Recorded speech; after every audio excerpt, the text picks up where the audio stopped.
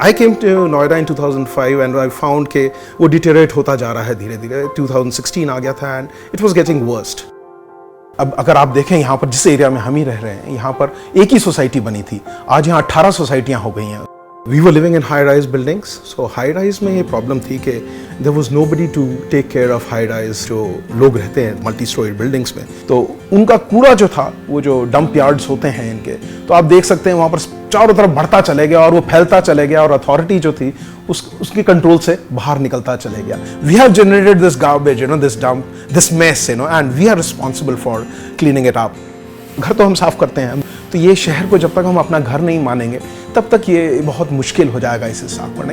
People should participate in cleanliness process, लोगों को भी भागीदार उसमें होना पड़ेगा। We got ourselves registered under the UP Apartment Act and we named it as NOFA, which is Noida Federation of Apartment Owners Association। And हमारा जो main objective था, जो prime objective was clean, green and safe Noida। And we started with this workshops जो थी high-rise buildings में जाके हम लोग ने ये काम अपना नवंबर 2017 में हमने शुरू किया। We have 61 societies, लगभग 20 सोसाइटी जो हैं एवरेज में भी ऑन अ डेली बेसिस अगर वो 100 kg का वेट वेस्ट देती हैं तो it's quite a big huge amount, 2000 kg का जो वेट वेस्ट है वो डेली प्रोसेस हो रहा है।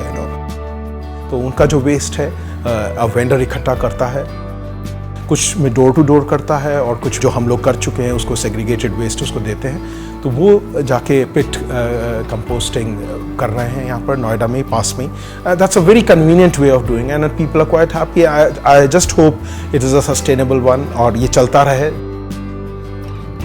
आई वुड से ऑलमोस्ट जितनी हमारे पास सोसाइटीज़ हैं जहाँ हमारी रीच है, the impact has been very good और अथॉरिटी हैज़ रिकग्नाइज्ड इट। धीरे धीरे हम सोसाइटीज़ भी बढ़ा रहे हैं अपनी, जो अभी 61 है, तो hopefully we should be reaching 100 societies this year. हम स्वच्छ भारत मुहिम को आगे बढ़ा रहे हैं और हम उसी के थ्रू अब नोएडा को साफ रखना चाहते हैं। नोएडा को एक नंबर 1 सिटी बनाना चाहते हैं कंट्री के अंदर। मैं 2 साल से अपने घर में एक बड़ा सा गमला रखी हूँ मिट्टी का और उसी में अपने सारे किचन के वेस्ट, सारे फ्रूट्स के वेस्ट, जितने भी मेरे ग्रीन वेस्ट हैं सारा मैं उसमें डालती हूँ। और 2 साल से मैं अपना खाद अपने बना रही हूँ और वो मैं सारा खाद उसमें यूज़ कर रही हूँ। और मेरे सारे पौधे जिसमें काफ़ी फूल भी हैं, खूब अच्छे से उनका ग्रोथ हो रहा है। अपने आप में मैं खुश हूँ कि मैं एक जागरूक नागरिक की तरह इसको कर रही हूँ, अपना हिस्सा निभा रही हूँ।